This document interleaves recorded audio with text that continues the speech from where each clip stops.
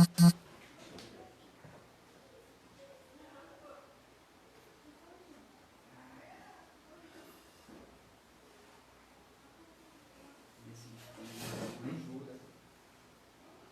tablete também não ajuda.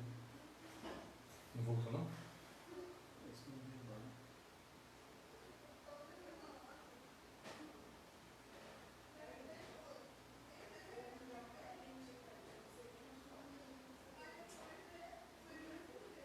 Sugestão tem demais, né? Põe o microfone pra falar. Pô, mano, tô picotando isso. Pô, esse povo não faz. Deixa pra lá. Acho que tudo é baratinho.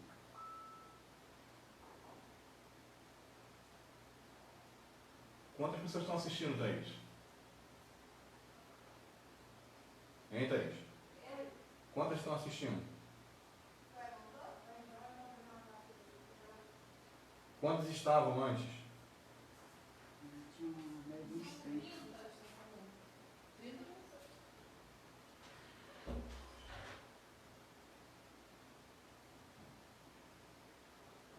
Já voltamos.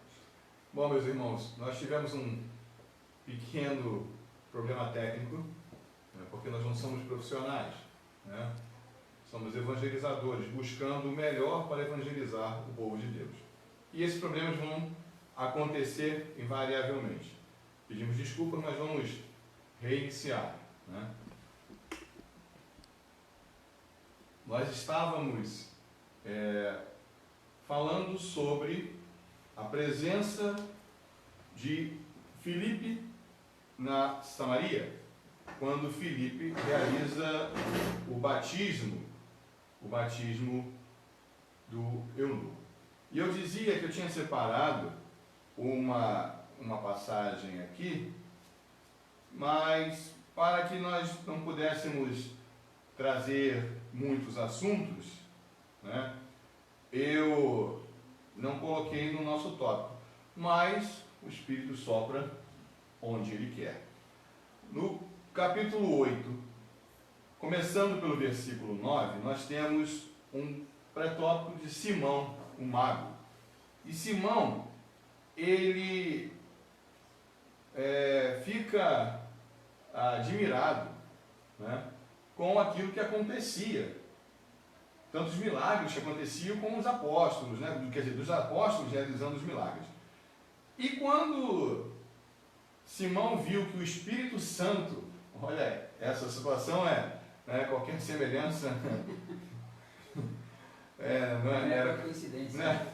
Não é mera coincidência, mas quando Simão viu que o Espírito Santo era dado pela imposição das mãos dos apóstolos, oferece-lhes dinheiro, dizendo: dai também a mim este poder para que receba o Espírito Santo todo aquele a quem eu impuser as mãos. Pedro vai replicar: pereça o teu dinheiro e tu com ele, porque julgastes poder comprar com dinheiro o dom de Deus. Veja bem, meus irmãos, sacramento não se vende.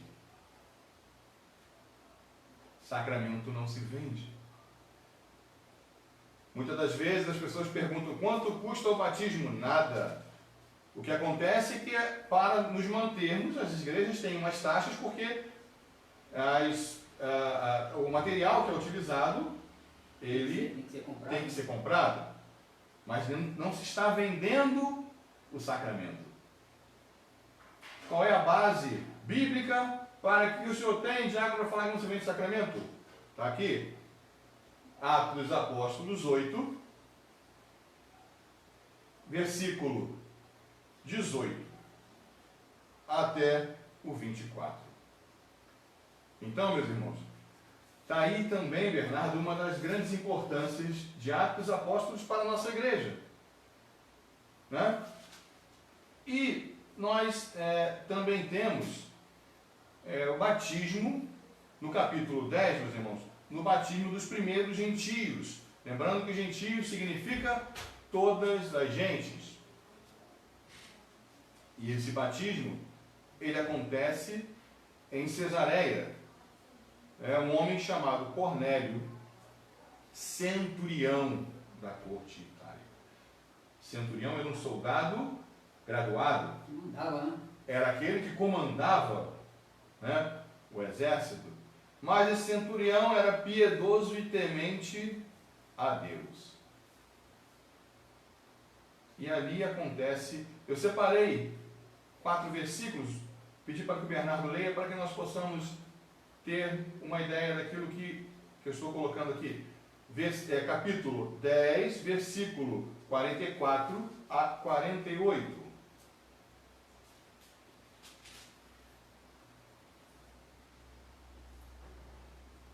Estando Pedro ainda a falar, o Espírito Santo desceu sobre todos o que ouviam a santa palavra. Os fiéis da circuncisão que tinham vindo com Pedro profundamente se admiraram, vendo que o dom do Espírito Santo era derramado também sobre os pagãos, pois eles os ouviam falar em outras línguas e glorificar a Deus. Então Pedro tomou a palavra. Porventura pode-se negar a água do batismo a estes que receberam o Espírito Santo como nós? E mandou que fossem batizados em nome de Jesus Cristo, rogando-lhe então que ficasse com eles por alguns dias. Então, após o discurso de Pedro, um discurso longo, meus irmãos, esse discurso de Pedro para nós, hoje nós utilizamos, Bernardo, é algo também importante. Hoje nas nossas catequeses nós utilizamos uma coisa chamada querigma, que é o primeiro anúncio. E Pedro faz o primeiro anúncio a essas famílias. Ou seja, Pedro faz o querigma, Pedro inicia uma catequese. E após esse primeiro anúncio, o anúncio da palavra do Senhor, quem é a palavra do Senhor? O verbo divino se faz carne. Quem é que se fez carne? Jesus. Pedro faz o anúncio, e após este querigma, ou seja, após este anúncio, eles sentem o desejo de receber o Senhor Jesus Cristo em batismo. E aí acontece o batismo dos primeiros gentios, ou seja, todas as gentes, todos os povos. Não só aqueles que seguiam o Cristo, mas todos os povos. Também é um fato muito importante. E para não deixarmos passar, nós temos também a fundação da igreja de Antioquia, que também é algo muito importante, porque denota uma organização que nós temos hoje dentro da nossa igreja. Está no capítulo 11, versículos 19 a 25.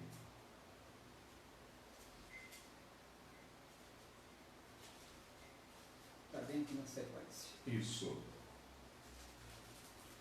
Posso ler? Pode? Entretanto, aqueles que foram dispersados pela perseguição que houve no tempo de Estevão, chegaram até a Fenícia, Chipre e Antioquia, pregando a palavra só aos judeus. Alguns deles, porém, que eram de Chipre e de Cirene, entrando em Antioquia, dirigiram-se também aos gregos, anunciando o evangelho do Senhor Jesus. A mão do Senhor estava com eles, e grande foi o número dos que receberam a fé e se converteram ao Senhor. A notícia dessas coisas chegou aos ouvidos da igreja de Jerusalém. Enviaram então Barnabé até Antioquia. Ao chegar lá, alegrou-se, vendo a graça de Deus, e a todos exortava a perseverar no Senhor com firmeza de coração, pois era um homem de bem e cheio do Espírito Santo e de fé. Assim, uma grande multidão uniu-se ao Senhor. Em seguida, partiu Barnabé para Tarso, à procura de Saulo. Achou e levou para Antioquia. Meus irmãos, aí diz uma perseguição acontecida no templo de Estevão. Voltando lá no capítulo 8, versículo 1, vai dizer que aqueles foram dispersos. Dispersos por quê? Imaginem, hoje é muito fácil nós sermos cristãos. Hoje é fácil sermos cristãos. Hoje nós podemos andar na rua com os nossos crucifixos, o clero pode andar identificado, celebrarmos as nossas missas, fazemos as nossas procissões nas ruas, mas na época dos apóstolos, professar a fé cristã era sinônimo de morte. E morte da mais cruel possível. Por que é que se era morto da forma mais cruel possível? Para servir de exemplo. Bom exemplo. Aqui foi cristão, morre. Morre. Né? Então, o que acontece? Eles se dispersaram. Mas o Espírito Santo de Deus procura sempre levar os homens de boa fé à procura do Senhor. Por isso que nós colocamos aqui a fundação da igreja em Antioquia. Inclusive aqui desculpe, aqui no versículo 26, lá eu vou destacar uma parte final dele, que diz aqui, que em Antioquia é que os discípulos, pela primeira vez, foram chamados pelo nome de cristãos. É essa parte muito importante. Em Antioquia, pela primeira vez, eles foram chamados de cristãos. Né? Aqueles que seguem o Cristo. Aqueles que respeitam e entendem que Cristo é o Senhor. Por isso esta importância, pois pela primeira vez em Antioquia, isso está no versículo 25, no final do versículo 26, na verdade. No final do versículo 26, vai dizer que pela primeira vez receberam o nome de cristãos. Portanto, meus irmãos, vejam a importância. Quando a igreja hoje celebra os atos dos apóstolos por meio deste livro, quando nós vemos os atos daqueles homens, por que é que esses homens foram todos martirizados? Por que é que se é martirizado? Ninguém é martirizado por uma mentira. Eles não entendiam. Quando Jesus diz que vai ao Pai, os apóstolos perguntam: Senhor, é agora que vai restabelecer a lei em Israel? Ou seja, eles não tinham noção de tempo, eles achavam que era temporal, ou seja, neste momento de está restaurado o templo, que Davi é aquele que vai buscar, Então, os apóstolos e conviviam com Jesus. Conviviam com Jesus. Tanto que Tomé vai dizer: se eu não ver, não tocar a sua mão e o seu lado, não acreditarei. Então, essa informação é algo importantíssimo para entendermos o quão era difícil se pregar a palavra. E esses homens se martirizaram por uma verdade. Pois os dois homens de branco, quando Lucas relata: homens da Galileia, o que fazeis parados olhando para o céu? Este Jesus que vos segue não está mais entre vós. Não da forma como eles entendiam. Por isso é que é de suma importância, como todos os outros livros, mas é um livro que trata da atualidade da igreja, que é o Atos dos Apóstolos.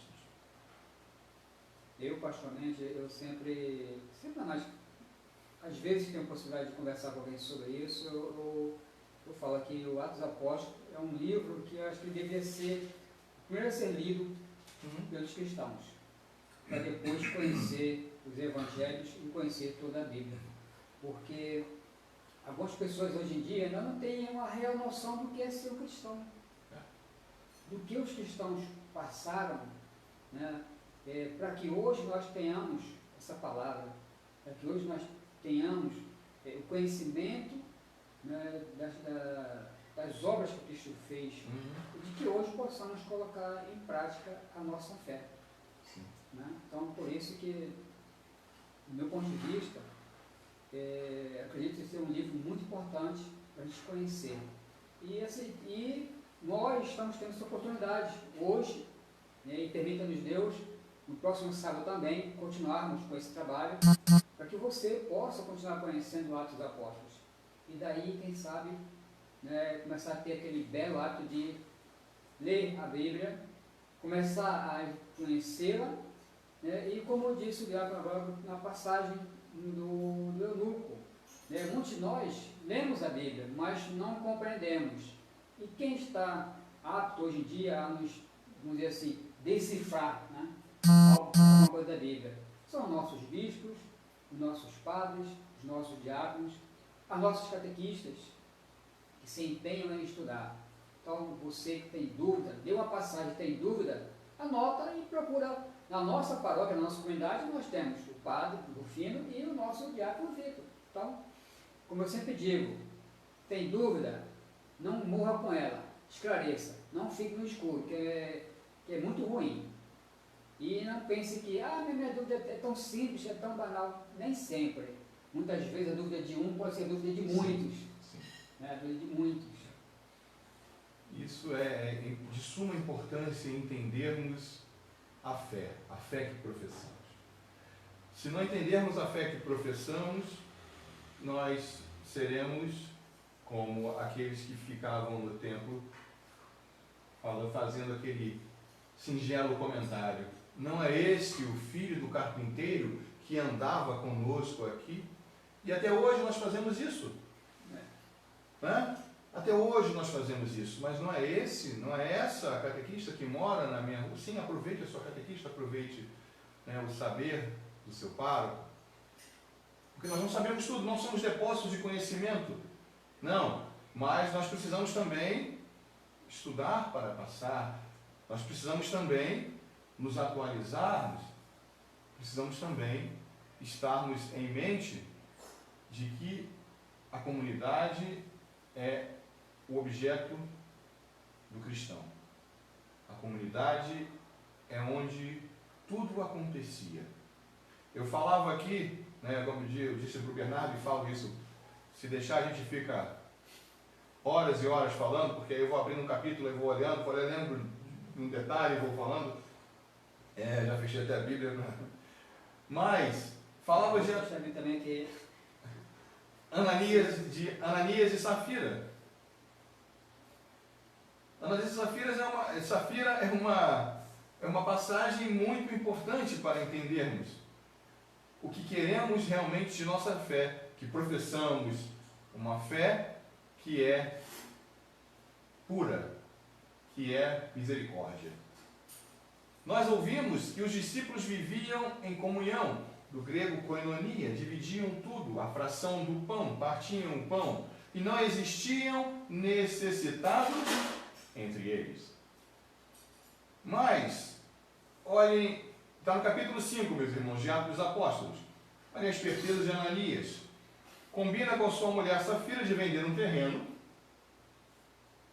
separam dinheiro, desculpem, mas separam dinheiro e vai colocar aos pés de Pedro, aquele que foi ungido pelo Senhor para ser o nosso primeiro Papa. O que Pedro ligasse na terra estaria ligado no céu, o que ele desligasse na terra estaria desligado no céu. Eis aqui a venda, o resultado da venda. E Pedro pergunta para ele: Ananias, por que quisestes enganar o Espírito Santo? Qual era a intenção de Ananias e Safira? Eu vendo o terreno, separo um dinheiro para mim, não fico pobre, entrego uma parte, continuo a comer e beber de tudo e continuo com o dinheiro no bolso. Será que isso serve de reflexão? E aí, Pedro diz a Ananias, porque ele quis enganar o Espírito Santo, cometeu um crime contra o Espírito Santo, um pecado contra o Espírito Santo, perecerás. E Ananias morre naquele exato momento. Nossa, que coisa triste. O morrer também significa morrer para Deus. Muitas das vezes, nós burlamos o nosso mandamento de não matarás, nós entendemos que é o matar fisicamente. Mas quantos de nossos irmãos nós matamos espiritualmente? Nós matamos na fé. Matamos com a língua, né? Matamos com as nossas palavras. E Safira, sabedora de tudo, vai ao templo buscar o marido. E Pedro diz: os pés daqueles que enterraram seu marido vão te levar para o mesmo local. Porque ela estava em comum acordo. Meus irmãos, a mão de Deus, ela pesa. A mão de Deus, ela vai sempre ter por nós carinho. Mas Deus é justo e misericordioso. Mas não cometa o crime de pecar contra o Espírito Santo. Então, que essa reflexão de hoje que nós conversamos aqui possa nos fazer ter, mais uma vez, vontade de abrirmos a Sagrada Escritura e lermos e buscarmos entendimento. Para que quando retornarmos às nossas atividades, não voltarmos os mesmos, meus irmãos. Porque se nós voltarmos os mesmos, não adiantou de nada o nosso isolamento social, não adiantou de nada meu irmão que às vezes fala comigo, minha irmã que fala comigo às vezes por WhatsApp, pelas mídias sociais. Nossa, eu estou sentindo tanta falta da minha paróquia, da minha comunidade. Sim, mas faça valer este retorno. Com certeza. Valorize o abraço a dar no seu irmão no retorno. Valorize a sua casa. Valorize o seu padre. Eu não vou falar valorizar o diácono. Valorize o seu padre, que em persona Christi, ou seja, na pessoa do Cristo, está ali para nos conduzir. Valorize aquilo que os discípulos valorizavam, viviam em comunhão e não havia necessitados no meio deles. Se você hoje, meu irmão, assim como eu sinto falta de abraçar os irmãos, de estar próximo, sente esta falta, quando retornemos melhores. Retornemos mais misericordiosos. E lembrando, meus irmãos, que o próprio Cristo nos diz, ao invés de olhar o cisco que está no olho do teu irmão, tire a trave que está no teu olho. Nós temos que voltar melhores.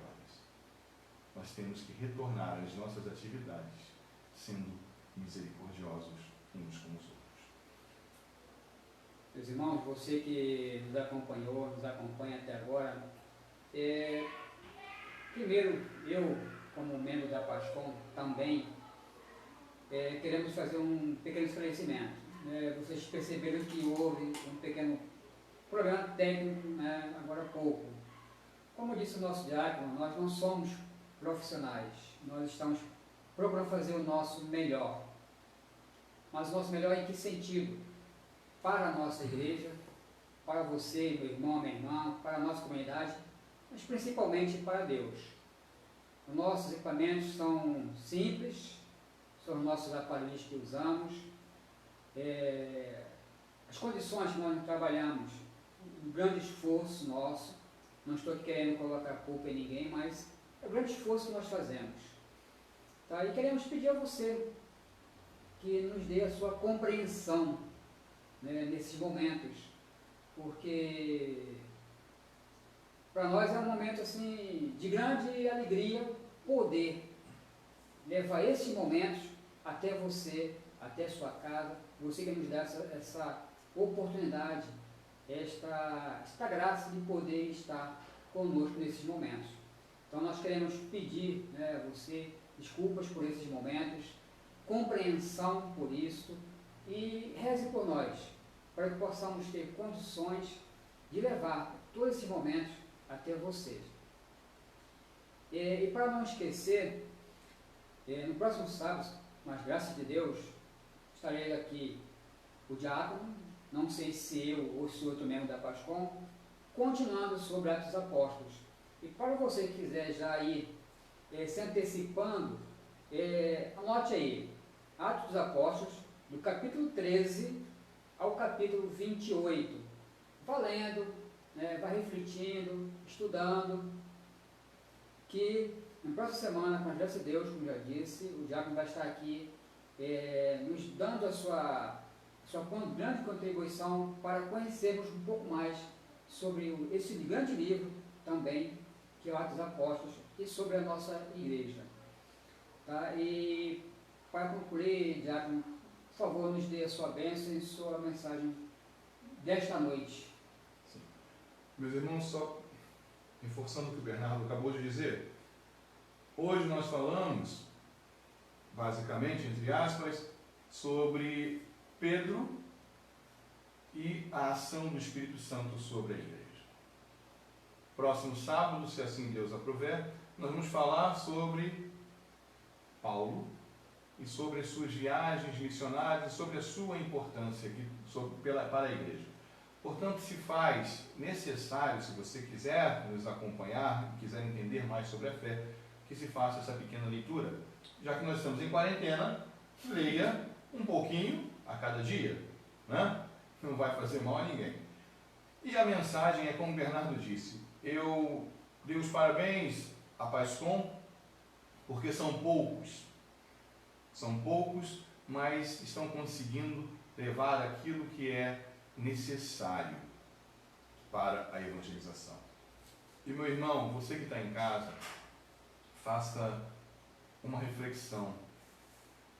Não veja só os erros, veja o esforço, veja a alegria com que todos que estão realizando esses momentos querem que você seja evangelizado através do grupo jovem cantando, através das entrevistas com o padre, através dos terços realizados em família, através de todas as ações evangelizadoras.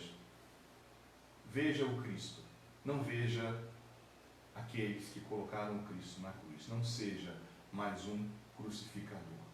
Veja a ação salvífica do Cristo naquele que vos fala naquele momento, naquele que vos canta, naquele que está pregando para vós naquele momento.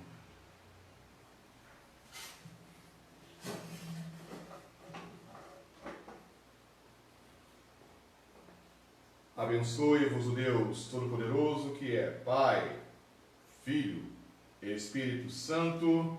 Amém. Permaneçamos em paz, que o Senhor sempre esteja convosco. Graças a Deus.